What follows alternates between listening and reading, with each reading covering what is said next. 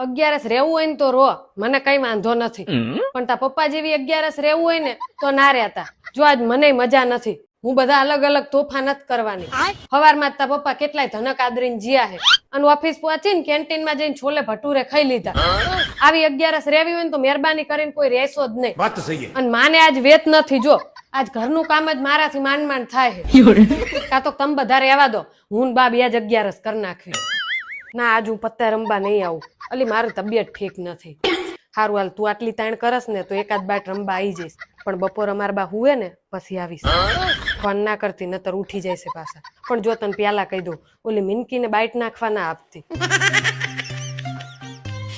વ્રતની સીઝન આવી ગઈ ને હવારે બાયુ વડને દોરા બાંધશે ને ઈની બાયુ હાંજે એના વર હામુ દોરા કાઢશે. ને અમુક તો મોરું રેવામાં સાનું મન્યું સિંગ ભજીયા ને આલુ સેવ ખાઈ લે હે, પછી કહે ઘરવાળા તો તીખા ભડકા જેવા. પણ તે આલુ સેવ ઠુઈ એનું હું.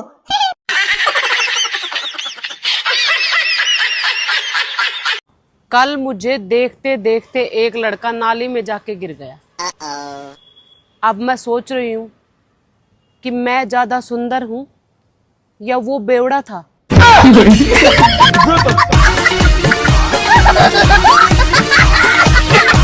બા આપણા બેનું એવું જોરદાર બોન્ડિંગ થઈ ગયું હે ને, ભલે ચાણક તું મેં થઈ જાય, પણ આપણે બેન એકબીજા વગર હાલે નહીં. બા તો આવતા જન્મમાં આ ઘરમાં જ વહુ બનીને આવીશ, પણ હું તો આ ઘર જ વેચી નાખવાની હું.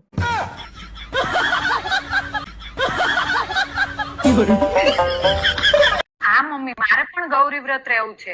તું રહી એકતી હોય તો રે, મને શું વાંધો હોય. ઢગી થઈ, હવે તો ગોયરું રેવી જ પડે ને. એમાં શું ખાવાનું હોય? ફ્રૂટ, સૂકો મેવો, મીઠાઈ, આવું બધું ખાઈ શકાય, પણ મીઠા વાળી કોઈ વસ્તુ નહીં ખાવાની. સવાર વહેલા ઉઠીને નહીં ધોઈને પૂજા કરીને પછી આ બધું ખાઈએ. આ વ્રત કરવાથી શું મળે? આ વ્રત કરવાથી પતિ હારો મળે. આ વ્રત કરવામાં કઈ ભૂલ થઈ ને તો આપડા બા જેવા હાહુય મળે. કઈ કીધું તે? ના ના બા, ઈ તો એમ કહું કે વ્રત રહેવામાં ભૂલથી નહીં, ભૂલ ના થવી પડે. क्या हुआ, इतना क्यों हंस रही हो? अरे बैंक से 5 लाख का लोन लिया और फिर 2 लाख में अपनी प्लास्टिक सर्जरी करवा ली. अब बैंक वाले मुझे ढूंढते फिर रहे हैं, पहचान में नहीं आ रही. મને આખા વર્લ્ડ માં વાલામાં વાલું સિટી હોય ને તો રાજકોટ. હા, અહીંયા બૂચ મારવા વાળા છે, વધારે લાગી જાય ટેકો દેવા વાળા છે. હા, અને દિવસના 12 થી 4 માણસ હુઈ જાય એટલું નહીં, કૂતરાય હુઈ જાય. 1 વાગે રોટલી નાખો આમાં પૂછડી કરે, 5 વાગે આવો.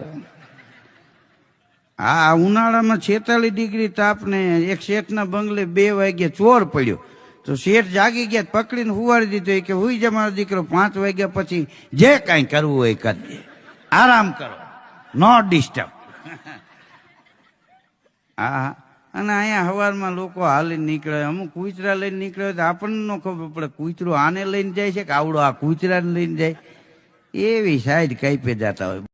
हम गुजराती हैं, हमको भी अपनी गुजराती वाली है, बहु वाली है. पर हमारे गुजरात में कोई बीजा राज्य का मानस आता है काम धंधा करने के लिए, 5-25 कमाने के लिए के फरने के लिए, तो हम गुजराती उसको हरूपाणा गुजराती नहीं बुलाते. हमारे यहाँ 5-7 वर्ष का नाना छोकरा से लेके 70-80 वर्ष का डोही डोहा होगा ना, वो भी किसी बाहर वाले को ऐसे हरूपाणा गुजराती बोलने के लिए नहीं कहेगा. केम के उसको मालूम है कि वो बेचारा बाहर राज्य का है, तो उसको कैसे आवड़ेगी गुजराती? उसको नहीं आवड़ेगी गुजराती, पर हमको तो हिंदी आवड़ती है ने, तो हम हिंदी में लेवा मानते हैं. उसमें क्या टूटन भड़ाका हो जाएगा? वो बीजा राज्य का है, यहाँ पे आया है तो हमारा मेहमान है, तो मेहमान को तकलीफ नहीं पड़ना चाहिए. हमको तकलीफ पड़ेगा चलेगा. अने वो टूंक समय के लिए आया है तो ऐसे अठे गठे काम हेंट जाता है. अने मानी लो के वो